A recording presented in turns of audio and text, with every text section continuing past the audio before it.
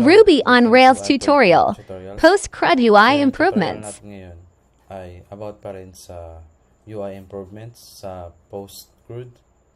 So, kung ready na kayo, tara, start na tayo.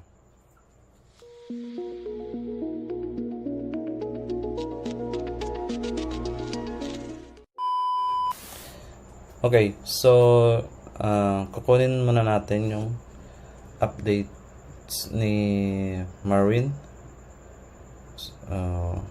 Teka ako sa directory ngayon. Git pull replace. So, para makuha ko yung latest update. Okay. So, last tutorial about yun sa